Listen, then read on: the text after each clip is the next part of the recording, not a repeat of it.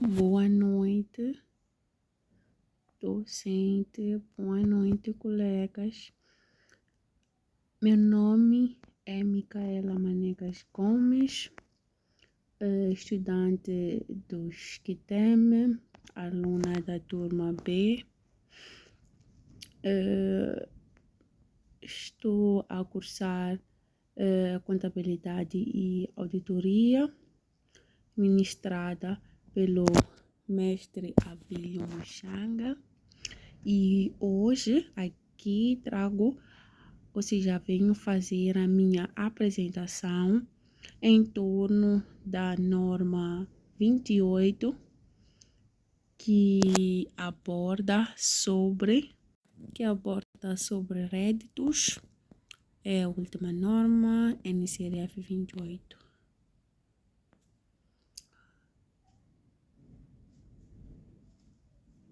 O meu trabalho vai apresentar a seguinte estrutura. Primeiro, vamos encontrar neste trabalho o objetivo da NCRF 28, ou seja, o objetivo da norma 28.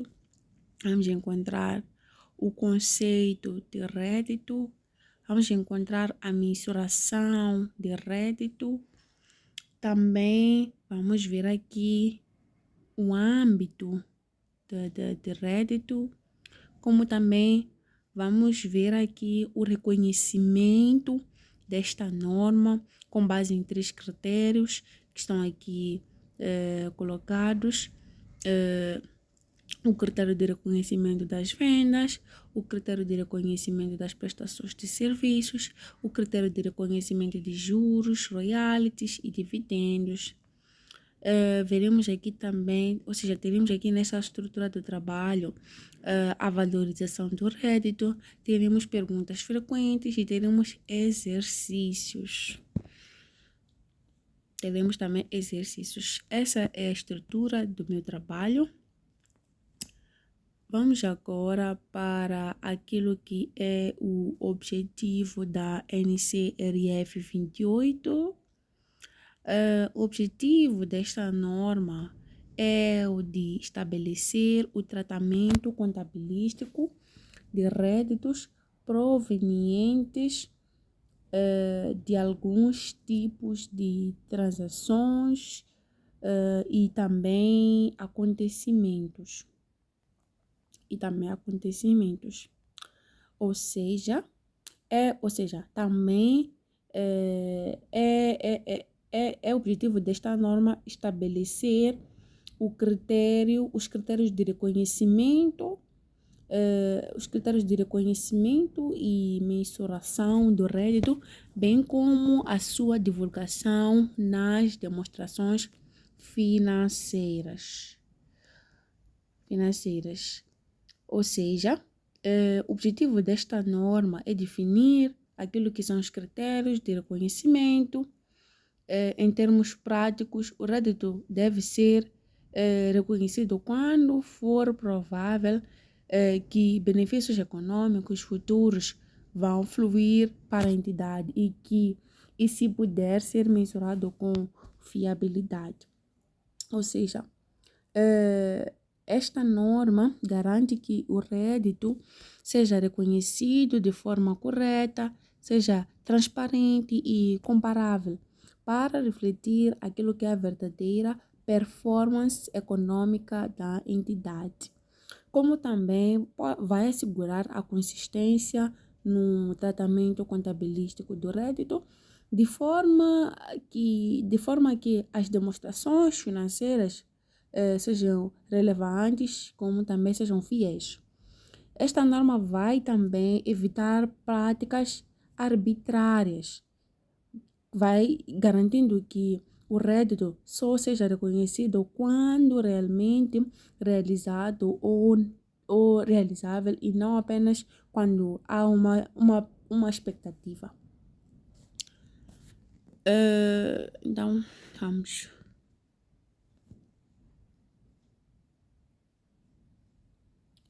Agora vamos para o conceito de rédito. Rédito são aumentos nos benefícios econômicos no período. São aumentos nos benefícios econômicos no período. Na forma de entradas, aumento de ativos ou diminuições dos passivos que resultem em aumento dos capitais próprios que não sejam entradas dos subscritores de capital.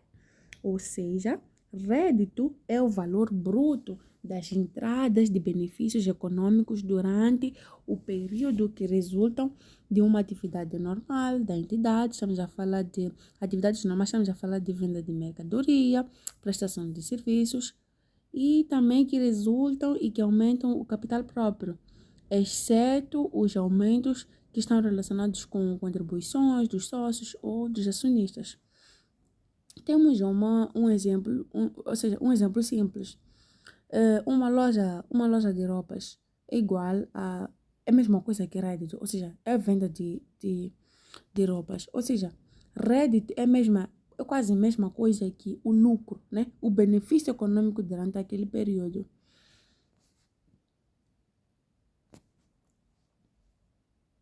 Vamos agora para a mensuração do rédito. O rédito deve ser mensurado pelo justo valor da retribuição recebida ou a receber. Ou seja, o rédito deve ser mensurado pelo justo valor da retribuição recebida ou a receber, que é deduzido de descontos comerciais ou abatimentos ou outros, né? Ou outras coisas, como também por transações a prazo, ou seja, vendas com um financiamento implícito. Por exemplo, se o pagamento for diferido, tem de se reconhecer o rédito pelo valor presente da retribuição e a diferença é registrada como juros ao longo do tempo. Ou seja, a mensuração do rédito, ela deve refletir-se naquilo que é o valor justo daquilo que a empresa realmente obtém da transação, sem inflacionar valores, ou seja, sem aumentar valores com descontos, financiamentos ou trocas artificiais. Vamos agora para o âmbito desta norma, ou seja, o âmbito do rédito. O rédito inclui apenas os fluxos brutos de entradas de benefícios econômicos recebidos e a receber pela entidade, as quantias cobradas por conta de terceiros, tais como impostos sobre vendas, impostos de consumo e impostos sobre o valor acrescentado. Estamos a falar do IVA. Não são benefícios econômicos, ou seja, a NCRF 28, ela aplica-se à contabilização do rédito que é proveniente de transações e acontecimentos que resultem, ou seja, que sejam de uma atividade corrente da entidade, ou seja, da empresa. Temos como, por exemplo, venda de bens, por exemplo, mercadorias, produtos acabados, ativos produzidos pela entidade. Temos também a prestação de serviços, que estamos a falar de consultoria, transporte, construção de serviços profissionais. Estamos a falar também de utilização por terceiros. Utilização por terceiros. Estamos a falar de ativos de entidade que gerem juros, royalties, dividendos. Sim, então. A NCRF exclui do âmbito, ou seja, não entram na NCRF os contratos de locação. Estamos a falar da NCRF 17, se não me engano. Não exclui-se também os dividendos que derivem de investimentos em associados ou subsidiários ou empreendimentos conjuntos. Exclui-se também os contratos de seguros, a subvenção governamental ou mesmo alterações no justo valor de ativos financeiros e biológicos. Ou seja, a NCRF, ela trata apenas do rédito que nasce da atividade normal da empresa. Estamos a falar de vendas, serviços, juros, royalties e dividendos, e não daqueles ganhos extraordinários ou situações específicas que têm normas próprias.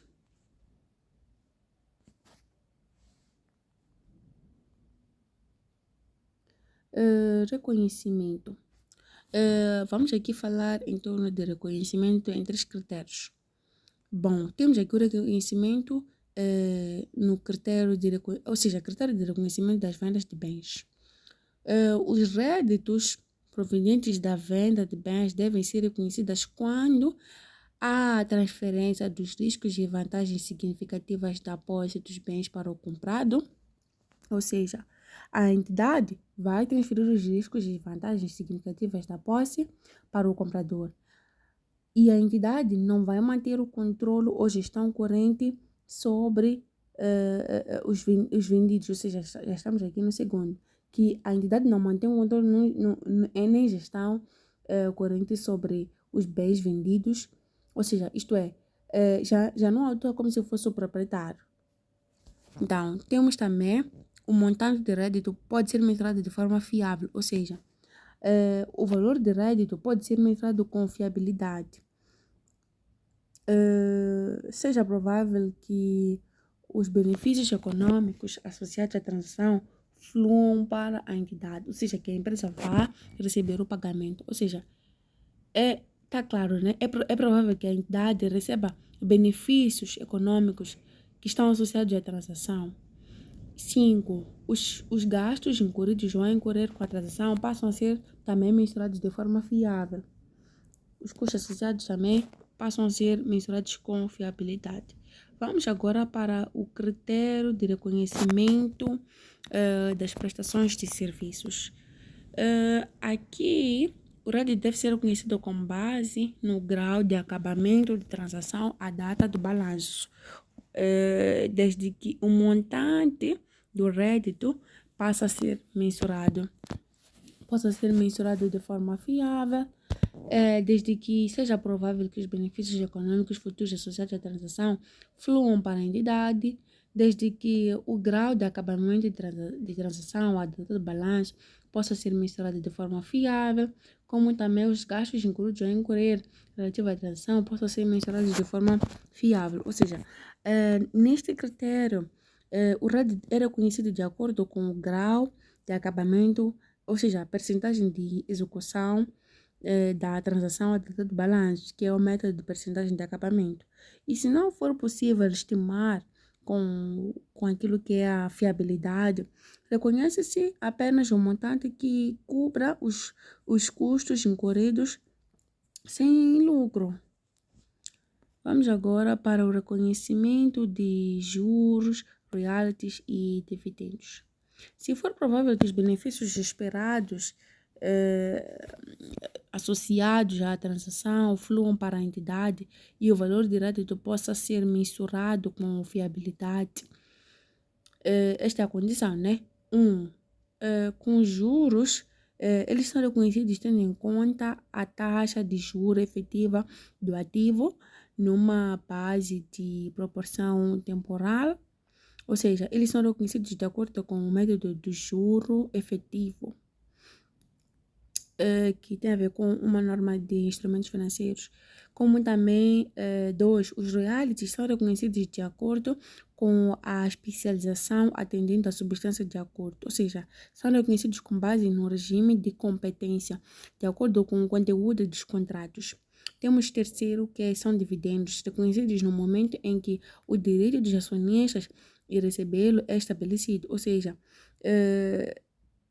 eles são reconhecidos quando surge o direito de receber o pagamento, ou seja, o rédito só pode ser reconhecido quando é realizado ou realizável, e não apenas esperado, e deve refletir a transferência efetiva do valor entre a entidade e terceiros. Passando para isto, vamos para a valorização do rédito.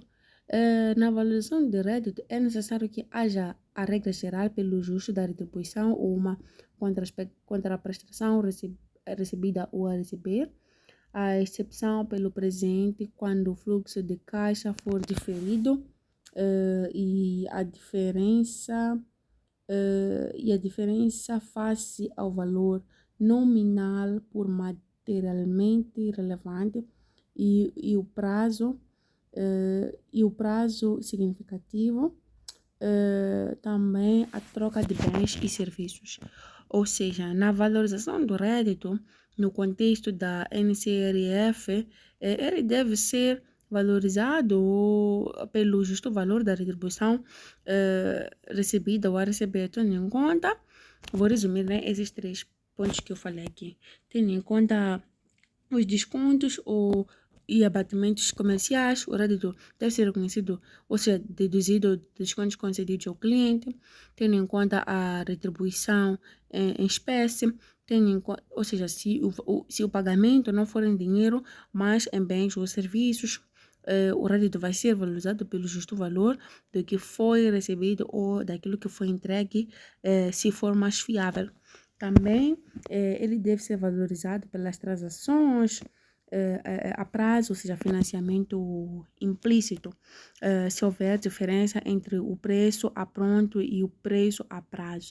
O rédito deve ser valorizado pelo valor presente, ou seja, pelo desconto dos juros, ou seja, descontando os juros que estecer. A diferença é registrada como juro ao longo do tempo. Ou seja, a valorização do rédito ela deve vir a refletir o valor real do benefício econômico recebido pela entidade, considerando os descontos, os prazos de pagamento e a natureza da retribuição.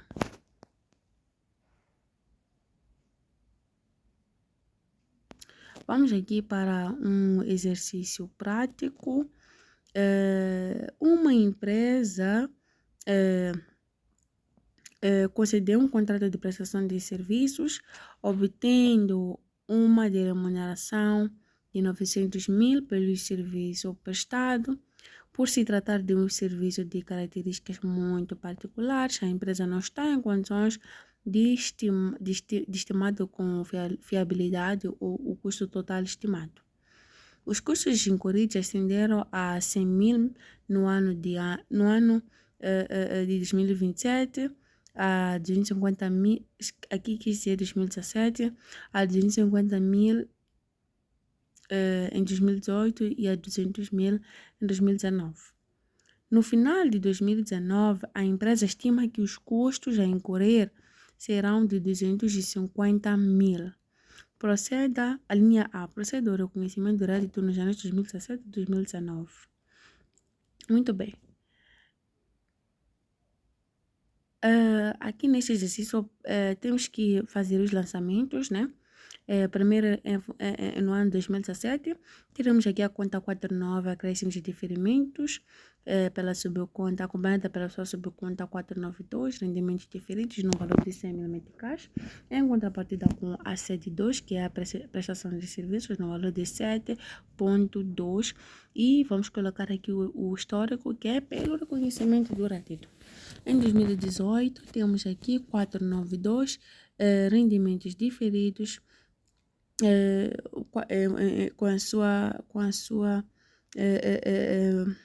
subconta 4929, outros rendimentos diferidos com valor de 250 mil meticais, em contrapartida com a prestação de serviços e pelo reconhecimento do rédito.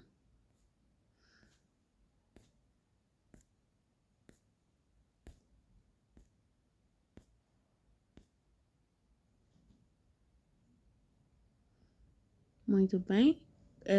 Vamos também aqui fazer o lançamento em torno de 2019, cálculo do grau de acabamento, onde calculamos os custos incorridos acumulados, que foram igual a 550 mil, dividido por 800 mil, que deu-nos um custo estimado de 68,75%, e para nós podermos ter o rédito correspondente ao grau daquele acabamento, é só multiplicamos os 68,75% por 900 mil menos os 350 mil, que dá 268,750.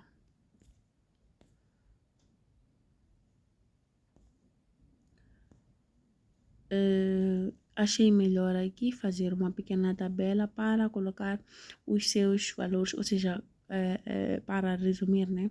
Coloquei aqui o ano 2017 com o lucro reconhecido por zero, 2018 com o lucro reconhecido por zero, 2019 com o lucro de 68.750, acumulado até 68.750.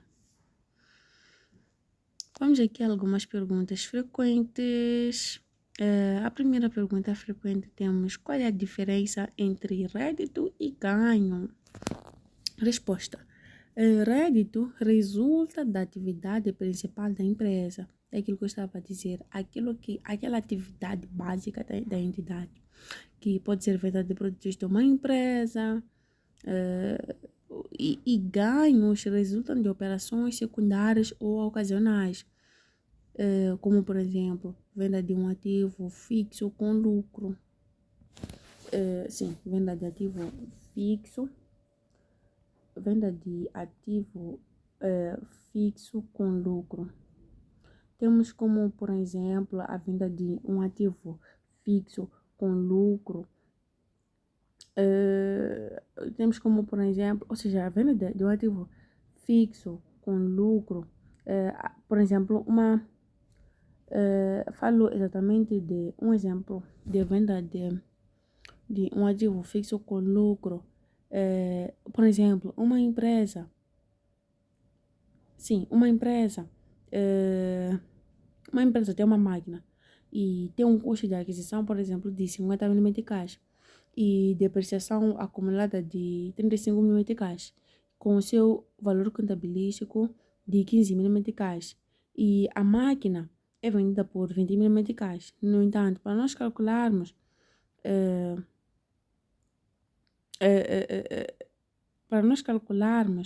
a venda de um ativo com lucro, vamos fazer o lucro que será igual ao valor de venda menos o valor contabilístico. E daí teremos um certo valor que será de 50 mil, porque será 20 mil menos 15 mil. Então, estamos a dizer que isso aí já são ganhos e não enquadra-se aonde? No rédito. O rédito inclui IVA. O rédito deve ser reconhecido líquido de imposto sobre as vendas. Ou seja, sim, o rédito inclui IVA, sim, porque vimos aqui durante o trabalho que ele inclui IVA, que é o imposto do valor acrescentado. Continuação da resolução das perguntas frequentes. Número 3. O rédito é sempre igual ao recebimento em dinheiro? O rédito é reconhecido no momento da transação, quando os riscos e benefícios passam, mesmo que o pagamento seja feito mais tarde a crédito. Ou seja, sim, o rédito é sempre igual ao recebimento em dinheiro, desde que se cumpra esta condição aqui, onde ele é reconhecido no momento da transação, quando os riscos e benefícios passam. Número 4. E se houver uma incerteza na cobrança de rédito? Se não for provável a cobrança, o rédito não deve ser reconhecido. Se já foi reconhecido, mas depois se torna incobrável, ou seja, se o rédito não for provável a cobrança, ele não deve ser reconhecido, mas se ele já foi reconhecido, não, e depois torna-se, se ele já foi reconhecido, ele depois torna-se incobrável, ou seja, reconhece-se como perda por imparidade, não como uma redução do rédito, reconhece-se como uma perda de imparidade, por imparidade. Temos aqui a pergunta número 5, que diz: o que acontece se a empresa receber o adiantamento de clientes? Os adiantamentos não são rédito, mas sim um passivo, ou seja, são recebimentos adiantados de clientes até a entrega do bem ou do serviço. Então, o que acontece se a empresa receber os adiantamentos de clientes? Como eles não são réditos e sim um passivo, então não tem nenhuma influência. Ou seja, número 6, como o rédito é mensurado? O rédito é mensurado eh, pelo valor justo da retribuição recebida ou a receber, normalmente o preço acordado no contrato, se o preço acordado no contrato for ajustado de descontos eh, eh, eh, eh, eh, e impostos.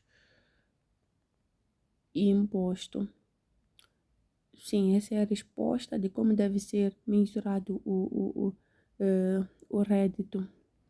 No entanto, voltando para a pergunta número 5, só para clarificar, quando a empresa recebe adiantamentos dos clientes, que são os valores pagos antes de entregar o bem ou prestar o serviço, aplica-se um princípio, que é a especialização dos exercícios, ou seja, o acréscimo. Ou seja, o que vai acontecer contabilisticamente? Na data do recebimento, a empresa ainda não vai reconhecer o rédito, porque ainda não entregou os bens, nem prestou o serviço. Mas o valor recebido é registrado como passivo, normalmente na conta de adiantamento de clientes. Então, é exatamente isso que eu quero deixar aqui ficar. Então, temos aqui um exercício número 2, que diz o seguinte: uma empresa de software vendeu uma licença de software por 10.000 meticais a um cliente, mas ofereceu um desconto de 10% por pagamento à vista. Qual é o rédito que deve ser reconhecido? Neste exercício, nós vamos procurar calcular o desconto que foi colocado aqui de 10%, né? Que foi oferecido. Então, vamos calcular 10% vezes os 10.000, que dá o que? Dá 1.000 meticais. Então, o rédito será esses 10.000 menos aquele desconto que foi aplicado. Então, será 9.000 meticais. Então, a empresa deve reconhecer 9.000 meticais como rédito, levando em conta o desconto que lhe foi concedido. Sim. Levando em conta o desconto que lhe foi concedido. Então, o que fizemos? Multiplicamos aquele valor de 10.000 vezes os 10% do desconto. Então, tivemos esse outro valor. Então, então, o rédito vai ser o valor o valor que vendeu-se, uma licença, multiplicado pelo pelo valor do desconto. Até não multiplicado, subtraído pelo valor de desconto, que acaba dando 9.000. No entanto, vamos para o exercício número 3, que diz o seguinte: uma empresa de construção assinou um contrato para construir um prédio no valor de 500.000 meticais. A construção deverá ser concluída em 2 anos e os custos totais estimados são de 400.000 meticais. Após o primeiro ano, a empresa já incorreu os custos de 200.000 meticais. Qual é o rédito que deve ser conhecido ao final do primeiro ano? Ao final do primeiro ano, o que nós vamos fazer aqui? Vamos calcular o grau de acabamento, a percentagem de acabamento ou o grau, né? Que é igual aos custos incluídos sobre os custos totais estimativos ou estimados. Então, os custos incluídos serão no valor de 200.000, né? Que a empresa incorreu, sobre os custos totais. Os custos totais são de 400.000 vezes os 100%, porque temos que a percentagem de acabamento, né? Então, dá 50%. Então, vamos reconhecer os 50% e vamos multiplicar pelos 500.000. Vamos multiplicar pelos 500.000, pois é o valor que a empresa assinou o contrato, né, para construir, né? Não, quando não fica 250.000, então será esse o valor que será reconhecido. Então, temos aqui um outro exercício, que é o exercício número 3, que diz o seguinte: uma empresa de construção tem um contrato de 100.000 meticais para construir um edifício. Após a conclusão de 40% do projeto, a empresa reconhece o rédito, o custo estimado do projeto é de 70 mil. Ou seja, qual é o rédito reconhecido até o momento? Número 1, valor do contrato, ou seja, aqui